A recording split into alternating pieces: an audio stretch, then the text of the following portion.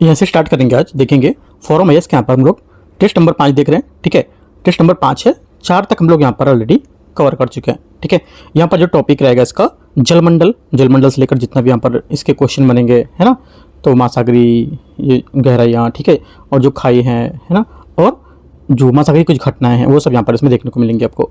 Right, तो start करते हैं क्वेश्चन। देखते हैं यहाँ से क्वेश्चन नंबर 1 से, और क्वेश्चन नंबर इसमें 25 तक ही क्वेश्चन होंगे, है ना। हाँ, 25 तक क्वेश्चन होंगे, वो सब हम लोग यहाँ पर अभी सेक्शनल टेस्ट जो होते हैं टॉपिक वाइज टॉपिक हम लोग करते जा रहे हैं। राइट, उसके बाद से भी स्टार्ट होगा करीब 6-7 नंबर के बाद से एक करीब हाफ टेस्ट होगा 75 मार्क्स का, या 75 क्वेश्चन बोल सकते हो, मार्क्स नहीं, और फिर 150 क्वेश्चन का, ऐसे करके आते स्टार्ट करते क्वेश्चन। देखते हैं यहाँ से क्वेश्चन एक यहाँ से बोल रहा है, पहला क्वेश्चन है, इसमें बोल रहा है कि उत्तरी अमेरिका की महान झीलों ग्रेट लेक्स जो है उसके लिए पश्चिम से पूर्व की ओर यहाँ पर सही क्रम क्या होगा। इसका पश्चिम से और जो पूर्व की ओर होगा सही क्रम यहाँ पर हो जाएगा क्या, एक तो आएगा पहले लेक सुपीरियर। ठीक है, लेक सुपीरियर महान झीलों में सबसे बड़ी और पश्चिमी तथा सबसे बड़ी झील है। ठीक है, तो यहाँ से ये हो गया लेक सुपीरियर। उसके बाद आएगा आपका लेक मिशिगन, ये एकमात्र महान झील है जो पूर्णतः संयुक्त राज्य अमेरिका के भीतर स्थित है और ह्यूरॉन झील से जुड़ी हुई है। उसके बाद क्या आएगा लेक ह्यूरन, लेक ह्यूरन जो है ये मैकेनिक जलमर्मत के माध्यम से मिशिगन झील से जुड़ी हुई है। और उसके बाद आएगा लेक एरी, एरी ये ह्यूरॉन झील के दक्षिण में स्थित है और डेट्रॉइट नदी से सेंट क्लेयर झील के माध्यम से जुड़ी है। उसके बाद ओंटारियो झील, ये हो जाएगा महान झीलों में सबसे पूर्व तथा सबसे छोटी झील है। आंसर क्या होगा, आंसर हो जाएगा फर्स्ट का बी करेक्ट है। क्वेश्चन नंबर 2 यहाँ से सतलुज नदी के संबंध में विचार करना है। इसके उद्भव के संबंध में पहली बात है सतलुज नदी का उद्गम तिब्बत से मानसरोवर झील के निकट स्थित राज्य स्थल का स्थल उससे होता है। पहला क्या होगा, पहला स्टेटमेंट दूसरे का यहाँ से करेक्ट है। ये गंगा छू नामक एक छोटी धारा द्वारा मानसरोवर झील से जुड़ा हुआ है। सेकंड बात है तिब्बत में इस नदी को स्थानीय नाम लांगचिन जागबो से जानते हैं। सेकंड बात भी करेक्ट है क्योंकि तिब्बत में भाषा सतलुज नदी को वास्तव में लांगचिन जांगबो नाम से जाना जाता है। इसका अर्थ होता है हाथी नदी। दोनों बातें सही है। तीसरा है ये एक पूर्ववर्ती नदी है जो हिमालय पर्वतमालाओं को काटते हुए गहरी कार्च दारुनुमा घाटियां बनाती है। तीसरी बात भी करेक्ट है क्योंकि सतलुज नदी एक पूर्ववर्ती नदी है, अर्थात यह हिमालय के उत्थान से पहले अस्तित्व में थी, लेकिन इसने अपना मार्ग बनाए रखने हुए गहरी गार्ज काटी थी, जिससे क्या होता है सबसे प्रमुख सिप किला क्षेत्र में स्थित है इसकी गार्ज में। दूसरे का 1, 2 और 3 सभी करेक्ट हैं। क्वेश्चन नंबर 3 है, क्वेश्चन 3 बोला निम्नलिखित में से कौन सी महासागरीय धारा अफ्रीका के दक्षिण तट पर स्थित नामीब मरुस्थल में पाए जाने वाले शुष्क वातावरण तथा अल्प वर्षा के लिए मुख्य रूप से उत्तरदायी है। आंसर क्या हो जाएगा तीसरे का करेक्ट आंसर हो जाएगा यहाँ से ये बेंगोलिया की धारा इसका सही आंसर होगा, क्योंकि बेंगोलिया की धारा जो है ये नामीब मरुस्थल में पाए जाने वाले अत्यधिक शुष्क वातावरण जो होते हैं उसका मुख्य कारण है। और ये एक शीत महासागरीय धारा है जो अफ्रीका के दक्षिण पश्चिम के तट के साथ उत्तर दिशा में प्रवाहित होती है और स्थानीय जलवायु को नियंत्रित करती है। ठीक है, बेंगोलिया की धारा बी स्टेटमेंट यहाँ से करेक्ट आंसर होगा। आगे आते क्वेश्चन, आगे क्वेश्चन कौन सा होगा, चौथा नंबर। क्वेश्चन नंबर 4 है, शब्द एक मैन सर्पिल जिसका उपयोग अक्सर समुद्र विज्ञान में किया जाता है ये किससे संबंधित है। क्वेश्चन नंबर 4 ये संबंधित है, करेक्ट आंसर यहाँ से पवन तथा कोरियलिस प्रभाव के कारण महासागरीय धाराओं को सर्पिल गति देना, बी यहाँ से चौथे का सही आंसर होगा। एक मैन सर्पिल एक ऐसी उदाहरण है जो महासागर के ऊपरी परतों में पवन कोरियलिस बल के प्रभाव के कारण तथा वर्षण के पारंपरिक क्रिया से उत्पन्न जल की सर्पिलाकार गति का वर्णन करती है। ठीक है, महासागरीय जल है उसकी गति के प्रमुख यहाँ पर स्वरूप तरंगे महासागरीय धाराएं ये होती है।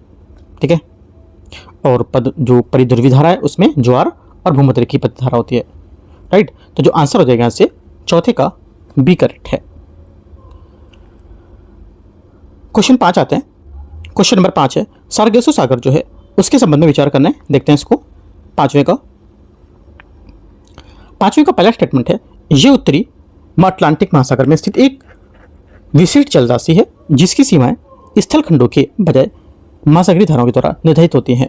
पहला क्या होगा, पांचवी का पहला स्टेटमेंट करेक्ट है, क्योंकि सरगेसो सागर पृथ्वी का एकमात्र ऐसा सागर है जिसकी कोई तटरेखा नहीं है। ये उत्तरी अटलांटिक के उपोष्णकटिबंधीय परिसंचल चक्र के केंद्र में स्थित शांत जलराशि का क्षेत्र है। सेकेंड बात है, इसके पूर्व में शीत केंद्रीय धारा तथा पश्चिम में उष्ण गल्फ स्ट्रीम धारा स्थित है।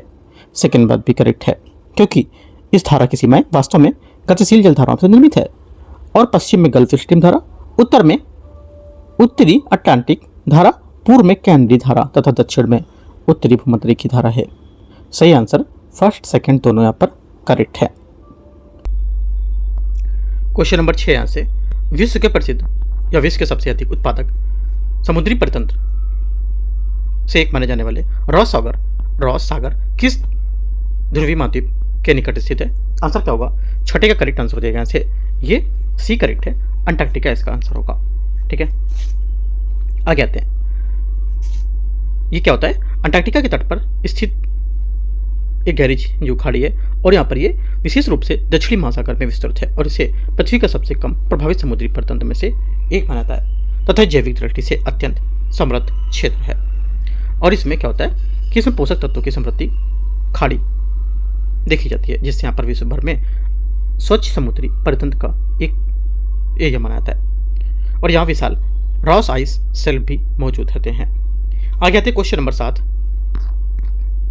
निम्नलिखित पर विचार करना है, देखते हैं। नहर और यहाँ पर संपर्क इसका क्या होगा?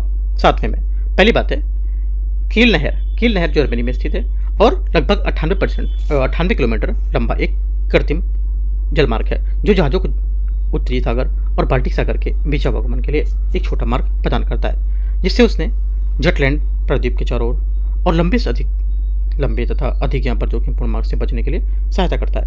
और ये नहर उत्तरी यूरोप में और समुद्री यातायात के लिए यहाँ पर जो दूरियाँ हैं उनको काफ़ी कम कर देता है। क्या हो जाएगा इसका? कील नहर का जो हो जाएगा आपका यहाँ से तीसरा। आगे है स्वेज नहर जो होता है ये एक समुद्र स्तरीय नहर है जिसमें कोई लॉक प्रणाली नहीं है और ये अफ्रीका महाद्वीप को एशिया से अलग करती है। ठीक है, एक हो जाएगा। आगे आते हैं पनामा नहर। क्या होगा? पनामा नहर इसमें लॉक प्रणाली का उपयोग किया जाता है और इसने संयुक्त राज्य अमेरिका के पूर्वी और पश्चिमी तटों के बीच समुद्री मार्ग को अधिक छोटा कर दिया है। ठीक है, आगे आते हैं वेलेंड नहर कनाडा में। ये सेंट लॉरेंस समुद्री मार्ग का एक महत्वपूर्ण भाग है जो जहाजों को नियाग्रा जलप्रपात को पार किए बिना आगे बढ़ने की सुविधा प्रदान करता है। आंसर करेक्ट है। क्वेश्चन नंबर 8 है असवान उच्च बांध किस संबंध में विचार करना है? यह बांध एक सेल भराव संरचना है जिसका निर्माण मिस्र में नील नदी के बाढ़ नियंत्रण तथा जल विद्युत उत्पादन के लिए किया जाता है। 8वें का पहला स्टेटमेंट करेक्ट है, क्योंकि असवान उच्च बांध एक विशाल सेल भराव तटबंध है जो नील नदी की मौसमी बाढ़ को नियंत्रित करने और वर्ष भर सिंचाई सुनिश्चित करने को लेकर मिस्र के लिए जल विद्युत ऊर्जा को प्रमुख रूप से विकसित करता है। पहला सही है। सेकेंड, नील नदी बड़े बांधों का संचालन और जल भराव ऐतिहासिक रूप से मिस्र, सूडान और इथियोपिया के बीच कूटनीतिक संघर्ष के कारण रहा है। सेकेंड बात यह भी करेक्ट है। दोनों बातें यहाँ पे एकदम सही है। 8वीं का आंसर 1 और 2 पूछा क्या है, कौन सा सही होगा? तो डी। क्वेश्चन नंबर 9 है निम्नलिखित में से कौन सा द्वीप कैरिबियन सागर में स्थित नहीं है? कैरिबियन सागर में स्थित नहीं है, करेक्ट आंसर हो जाएगा 9वें का ये मदीरा जो है ये अटलांटिक महासागर में स्थित एक पुर्तगाल का सबसे स्वैध द्वीप समूह है, ना कि कैरिबियन सागर में। ठीक है, इसे इसके आकर्षक और ज्वालामुखी दृश्यों, वर्ष भर रहने वाली शाश्वत बसंत जैसी जलवायु धारा, ठीक है, और हरित पर्वतीय भू आकृतियों के कारण अटलांटिक का मोती भी कहा जाता है इसे। क्वेश्चन पूछ सकता है आपसे कि अटलांटिक का मोती किसे कहा जाता है, याद रखना है। तो आंसर यहाँ से सी करेक्ट हो जाएगा, जो कि कौन सा यहाँ पर जो है द्वीप कैरिबियन सागर में स्थित नहीं है, मदीरा। ठीक है, कहाँ स्थित है? पुर्तगाल का एक स्वैध द्वीप समूह अटलांटिक महासागर में स्थित है। क्वेश्चन 10 है 10 नंबर, महासागरीय ज्वार के संबंध में विचार करना है, कौन सा सही होगा? उच्च स्प्रिंग ज्वार केवल वसंत ऋतु में उत्पन्न होते हैं जब पृथ्वी का झुकाव सूर्य के साथ संरेखित होता है। संरेखित मतलब एक रेखा पर संरेख। तो पहला क्या होगा? गलत है। क्यों? क्योंकि नाम के बावजूद स्प्रिंग ज्वार का वसंत ऋतु से कोई संबंध नहीं है। और यह शब्द जर्मन भाषा के स्प्रिंगेन शब्द से लिया गया है, ठीक है, जिसका अर्थ होता है उछलना या छलांग लगा देना। ये ज्वार प्रत्येक माह 2 बार अर्थात पूर्णिमा और अमावस्या के दौरान उत्पन्न होता है। सेकेंड बात है, उच्च ज्वार के दौरान सूर्य, चंद्रमा और पृथ्वी तक सीधी रेखा में स्थित होते हैं, जिसे सिजीगी कहा जाता है। सेकेंड बात करेक्ट है, क्योंकि सूर्य, चंद्रमा और पृथ्वी एक सीधी रेखा में स्थित होते हैं तो इस स्थिति को सिजीगी कहा जाता है। और यह स्थिति अमावस्या तथा पूर्णिमा के समय उत्पन्न होती है। आगे क्वेश्चन नंबर 11 है, महासागरी धारा और यहाँ पर इसके संबंधित मरुस्थल कौन कौन सा है, देखते हैं। पहला है बेंगुला करंट, 11 नंबर का पहला स्टेटमेंट। बेंगुला जो करंट हो जाएगा ये नामी मरुस्थल, ठीक है, ये शीत महासागरी धारा अफ्रीका के पश्चिम तट पर साथ बहना, इसी कारण अत्यधिक शुष्क परिस्थितियां उत्पन्न होती हैं, जिससे नामी मरुस्थल का निर्माण हुआ था। हम्बोल्ट धारा अटाकामा मरुस्थल, इसे पेरू भाग भी कहते हैं, और ये शीत धारा दक्षिण अमेरिका की स्थित अटाकामा मरुस्थल की अत्यधिक शुष्कता के लिए प्रसिद्ध है, यह उत्तरदायी है। केनारी धारा ये सहारा मरुस्थल हो जाएगा, जो कि शीत धारा है और अफ्रीका के उत्तर पश्चिम तट के साथ बहता है और पश्चिमी सहारा मरुस्थल की शुष्क परिस्थितियों में योगदान देता है। पश्चिमी ऑस्ट्रेलिया धारा क्या होगी, ये पश्चिमी ऑस्ट्रेलिया मरुस्थल, ये शीत धारा ऑस्ट्रेलिया के पश्चिमी तट पर एक आर्द्रता पहुंचने से रोकने के लिए, जिससे इसके परिणाम ग्रेट सैंडी और गिब्सन मरुस्थल का निर्माण हुआ था। आगे आते हैं क्वेश्चन नंबर बी करेक्ट है इसका। क्वेश्चन 12 है, इसे जल की मात्रा के आधार पर विश्व की सबसे बड़ी महासागरीय धारा मानता है और इसकी विशेषता है कि यह एकमात्र ऐसी धारा है जो किसी स्थलखंड से अवरुद्ध हुए बिना पूरे विश्व के चारों ओर प्रवाहित होना है या प्रवाहित होती है। तो किस विवरण की बात कर रहा है, किस महाद्वीप के विवरण बता रहा है, ये बता रहा है पश्चिम पवन प्रवाह की। पश्चिम पवन प्रवाह जो होती है ये अंटार्कटिक परिध्रुवी धारा को कहते हैं और ये पृथ्वी की सबसे अधिक जल राशि वहन करने वाला महासागरीय धारा है। ये पूर्व में दिशा में प्रवाहित होती है और अंटार्कटिका महाद्वीप के चारों ओर घूमती है तथा इसे दक्षिण महासागर में प्रवाहित होने वाली प्रबल पश्चिमी पवनों द्वारा गति प्राप्त करती है। इसकी प्रमुख विशेषता इसका अविराम वैश्विक परिसंचरण होता है और ये क्योंकि इसमें मार्ग में कोई स्थलखंड और अवरोध उत्पन्न नहीं करता है और ये धारा वैश्विक महासागरीय परिसंचरण तथा उष्मा वितरण के अत्यंत महत्वपूर्ण भूमिका निभाएगा। याद रखना है, ये करेक्ट है। क्वेश्चन 13 है 13, भूमध्य रेखीय प्रतिधारा जो है उसके बारे में पूर्वमुखी प्रवाह का कारण क्या है। इसका कारण है कि 13 का आंसर 2 भूमध्य रेखीय धाराओं का अभिसरण होना, बी यहाँ से आंसर हो जाएगा, ठीक है, क्योंकि 2 भूमध्य सागरीय धाराओं का पश्चिम से पूर्व से पश्चिम दिशा में प्रवाहित होना, उत्तरी भूमध्य रेखीय धारा तथा दक्षिणी भूमध्य रेखीय धारा, इन दोनों के मध्य एक भूमध्य रेखीय प्रतिधारा विपरीत दिशा में अर्थात पश्चिम दिशा में प्रवाहित होती है, ठीक है। उदाहरण के लिए मान सकते हो कि ब्राजील के निकट क्षेत्र में दोनों भूमध्य रेखीय धाराओं के अभिसरण के कारण जल का संचय होता है, जिससे भूमध्य रेखीय परिधारा का निर्माण होता है, बी करेक्ट है। क्वेश्चन 14 ज्वार के निर्माण के उत्तरदायी बलों के बारे में विचार करने। सूर्य और चंद्रमा दोनों के गुरुत्वाकर्षण बल समुद्र के जल स्तर को उठने और गिरने का मुख्य कारण है। 14 पहला करेक्ट। सेकंड, केंद्र पसारक बल जो गुरुत्वाकर्षण के प्रति संतुलनकारी बल है उसके रूप में काम करता है और पृथ्वी के उस भाग को ज्वारी भार उत्पन्न करने में सहायता करता है जो चंद्रमा से विपरीत दिशा में स्थित होता है। आंसर क्या होगा, करेक्ट है भी। तीसरा, कोरियलिस बल उच्च गति और निम्न ज्वारों के दौरान जल की ऊर्ध्वाधर गति के लिए मुख्य रूप से उत्तरदायी बल है। ये बात गलत है क्योंकि कोरियलिस बल जो होता है ये पृथ्वी की घूर्णन के कारण उत्पन्न होता है और ये गतिमान द्रव्यों जैसे कि पवन और महासागर धाराएं उसकी दिशा में प्रभावित नहीं करता है, ठीक है, लेकिन ये उच्च ज्वार उत्पन्न नहीं करेगा और ये केवल महासागरीय बेसिन में ज्वारी तरंगों की गति को परिवर्तित करता है। 1-2 से करेक्ट है। 15 नंबर है केटल झीलें के बारे में विचार करना। इसकी क्रिया भूआकृतियों से जुड़ी किससे, 15वें का आंसर हो जाएगा केटल के जुड़ी हुई है हिमनदों से, क्योंकि इसका निर्माण केटल झीलें हिमनद को पीछे हटने की प्रक्रिया के दौरान बनने वाले निक्षेपी स्थल रूप होते हैं। जब कोई हिमनद पिघलता है तब मृत हिम के बड़े बड़े खंड उससे अलग हो जाते हैं और बालू तथा बजरी जैसे अवसाद नीचे पूर्णतः या आंशिक रूप से दब जाते हैं। केटल प्रभाव क्या होता है? केटल प्रभाव जब दबे हुए हिमखंड अंततः पिघल जाते हैं तब भूमिनुमा गड्ढे अवसाद गर्त बन जाता है। इसे क्या कहते हैं? केटल प्रभाव। क्वेश्चन पूछ सकते हैं केटल प्रभाव क्या होता है, तो याद रखना है 15 का बी।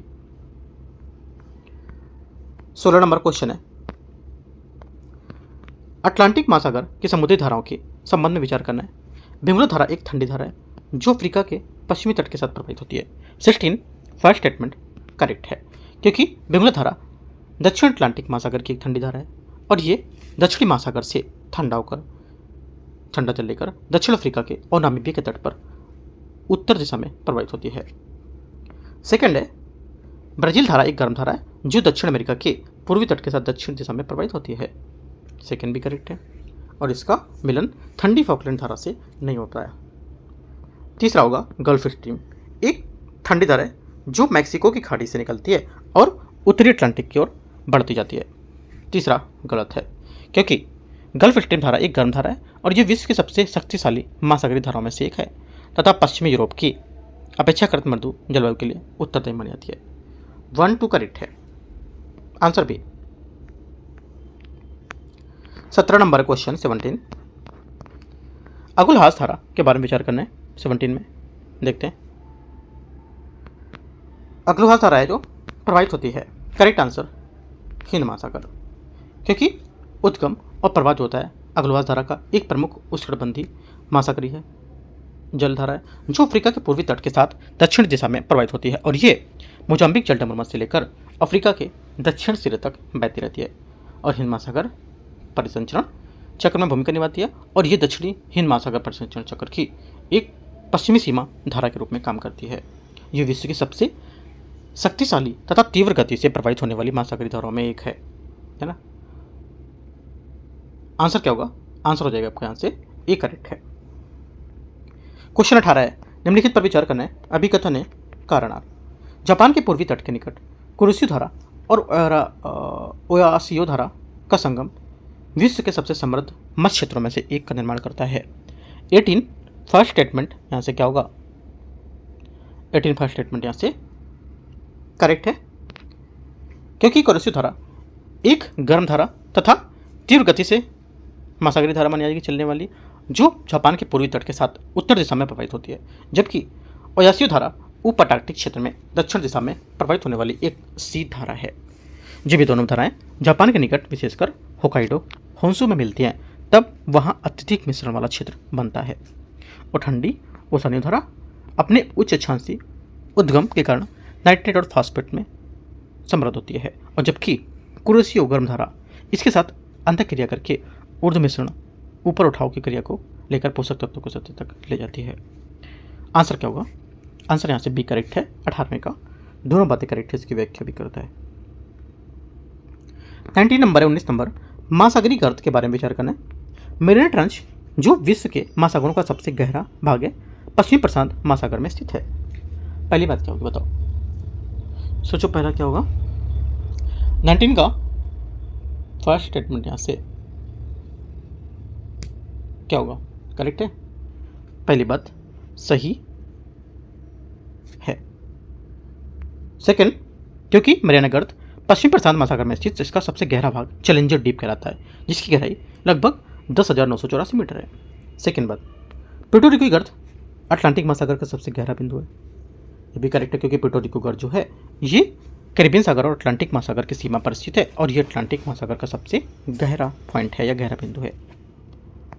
जावा गर्त जिसे सुंडा गर्त भी कहते हैं हिंद महासागर में स्थित है।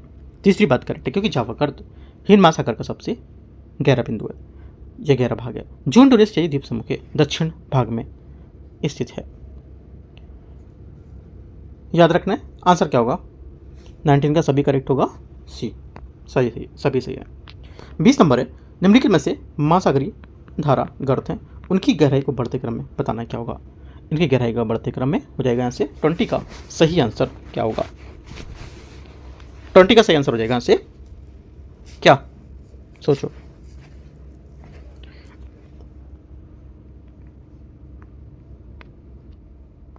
ट्वेंटी का सही आंसर यहाँ से हो जाएगा ए करेक्ट है, जावा, टोंगा और मरियाना। ठीक है, जावा गर्त जो है ये हिंद महासागर में, और इन तीनों में सबसे गहरा, किन तीनों में, टोंगा और मैरियाना जावा में सबसे गहरा है, सबसे कम गहरा, सॉरी, है ना, सबसे कम गहरा है, और जिसकी अधिकतम गहराई करीब कितनी है, 7187 क्या किलोमीटर, नहीं मीटर। और ये हिंद महासागर का सबसे गहरा बिंदु है, हिंद महासागर का सबसे गहरा बिंदु है, ध्यान रखना है। और इन तीनों में सबसे कम गहरा गर्त है, ये भी पॉइंट याद रखना है। टोंगा क्या होगा, टोंगा जो है ये प्रशांत महासागर में और दक्षिण पश्चिम प्रशांत महासागर में स्थित है तथा विश्व का दूसरा सबसे गहरा महासागरीय गर्त है। इसकी गहराई लगभग 10,823 मीटर तक है। जबकि मैरियाना ट्रेंच जो है ये प्रशांत महासागर विश्व का सबसे गहरा महाद्वीप गर्त है। इसका सबसे गहरा भाग जो चैलेंजर डीप लगभग 10,984 मीटर गहरा है ना। आंसर क्या हो जाएगा, करेक्ट आंसर यहाँ से एक बार आंसर के गिरने के बाद वहाँ पे दिखेगा नहीं कहाँ पर है ना। करेक्ट आंसर क्या होगा, 20वें का एक करेक्ट है। क्वेश्चन नंबर 21 नंबर है, वहाँ से देखते हैं। वसंत ज्वार तब होता है जब चंद्रमा और पृथ्वी सूर्य के साथ समकोण बनाती है। 21 फर्स्ट स्टेटमेंट क्या है, 21 का फर्स्ट स्टेटमेंट यहाँ से आपको जो रहेगा क्या करना है इसमें, अच्छा कौन सा सही है पूछा है ना। देखो 21 का जो पहला स्टेटमेंट है ये गलत हो जाएगा, क्योंकि वसंत ज्वार तब होता है जब, ये बोला है कि जब चंद्रमा सूर्य और पृथ्वी के साथ समकोण बनाता है ना, ऐसी स्थिति में, ऐसी स्थिति में, ठीक है, तो गलत हो जाएगी ये, है ना। सेकेंड बात है, इसका आंसर जो हो जाएगा, करेक्ट आंसर ये हो जाएगा जब सूर्य पृथ्वी और चंद्रमा एक ही सीध में होते हैं या संरेखित होते हैं। संरेखित मतलब क्या होता है, एक ही सीध में होना। करेक्ट आंसर क्या होगा, बी यहाँ से करेक्ट है इसका। पूर्णिमा के समय जब पृथ्वी सूर्य के चंद्रमा के बीच होती है, और अमावस्या समय जब चंद्रमा सूर्य पृथ्वी के बीच होगा। इस खगोलीय संरक्षण को, तकनीकी को सीजीगी भी कहते हैं, है ना। और इस संरेखण के परिणाम स्वरूप स्प्रिंग ज्वार उत्पन्न होता है, जिससे सबसे ऊंचे ज्वार और सबसे निम्न ज्वार भी पाया जाता है इसमें, अर्थात ज्वारी परिसर सबसे अधिक होता है इसमें। क्वेश्चन 22 है, जलमार्ग संधि, और यहाँ पर इसमें कौन सा अलग कर रहा है इसको देखते हैं। 22 में पहला यहाँ से ये बोला है कि 8 डिग्री चैनल मिनिकॉय द्वीप और मालदीव, ये मिनिकॉय द्वीप भारत और मालदीव को अलग करता है, ना कि जोड़ता है। 9 डिग्री चैनल, 9 डिग्री चैनल क्या होगा, ये मिनिकॉय द्वीप को शेष लक्षद्वीप समूह से अलग करेगा।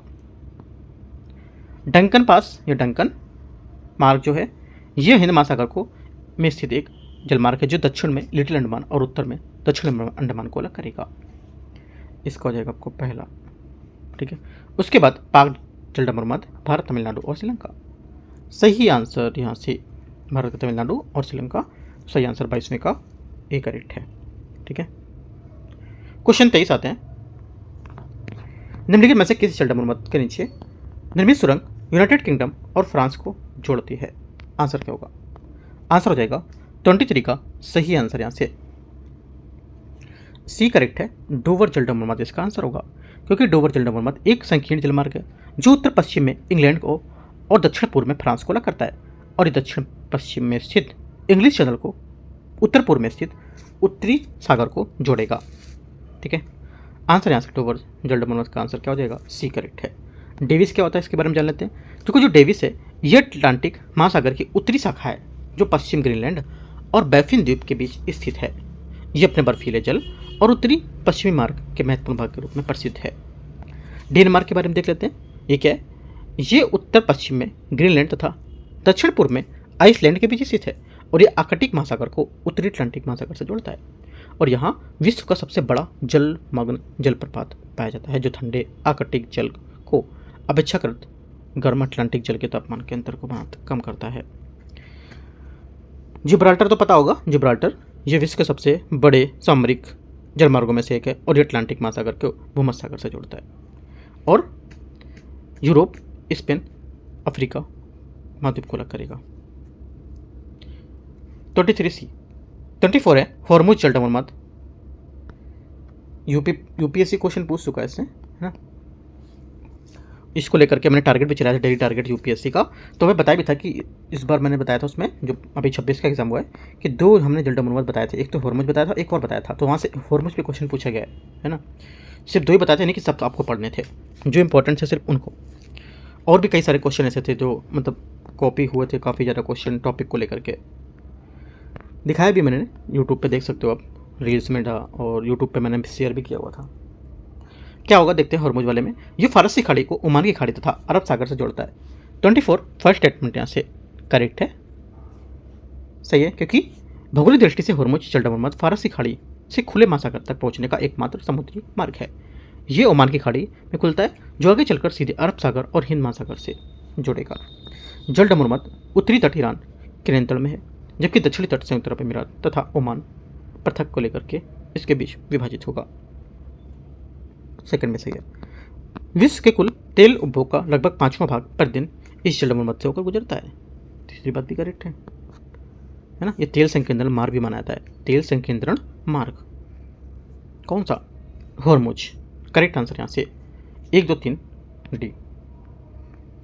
क्वेश्चन 25 है और लास्ट क्वेश्चन होगा। यहाँ से क्या पूछा है इसमें देखते हैं। इससे पूछा है कि विशेषता इसकी क्या बताता है और यहाँ पर इसके क्या विवरण दिए हुए हैं। ठीक है, 25 में देखते हैं। पहला है यहाँ से बाब अल मंदेब क्या है। देखो बाब अल मंदेब ये लाल सागर को अदन खाड़ी से जोड़ता है और ये अफ्रीका के हॉर्न क्षेत्र जिबूती और इरिट्रिया जिसको बोलते हैं तथा अरब प्रायद्वीप जैसे कि यमन के बीच स्थित है। इसी प्रकार आंसुओं का द्वार भी कहा जाता है और ये लाल सागर का दक्षिणी प्रवेश द्वार है। इसका क्या हो जाएगा मैचिंग करेंगे तो सेकंड। सुएज नहर, इन सब की बातें लिखते जाओ, है ना, जरूरी नहीं कि इतना ही पूछेगा, और भी बातें पूछ सकते हैं यहाँ से क्वेश्चन। सुएज नहर है ये लाल सागर को भूमध्य सागर से जोड़ता है और पूर्णतः मिस्र में स्थित है तथा सुएज जल मर्मद को काटते हुए निर्मित की गई मानव की निर्मित जलमार्ग यूरोप को लेकर के हिंद महासागर प्रशांत महासागर उसके बीच देशों की छोटा समुद्री मार्ग प्रदान करता है। क्या हो जाएगा? इसका हो जाएगा फर्स्ट मलक्का जल मर्मद। ये क्या हो जाएगा? ये अंडमान सागर और दक्षिण चीन सागर के बीच, सही बात है। यह मलय प्रायद्वीप तथा इंडोनेशिया के सुमात्रा द्वीप के बीच स्थित एक लंबा संकीर्ण जलमार्ग है और यह हिंद महासागर और प्रशांत महासागर के बीच प्रमुख नौवहन का मार्ग होता है। केर्च जल मर्मद, ये काफ़ी न्यूज़ में था। केर्च जल मर्मद ये क्या काला सागर को एजोब सागर से हाँ जोड़ता है। आंसर क्या होगा? आंसर हो जाएगा 25 का ए करेक्ट है। A2 B1 C3 और D4 ये करेक्ट है आंसर। तो इस टाइप से हम लोग ने यहाँ पर आज 5वां पेपर कवर कर लिया जिसका कोड है 36105। ठीक है, 36105।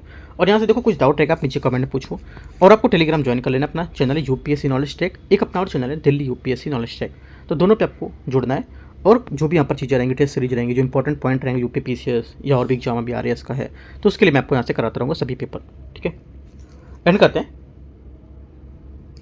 All the best, thank you.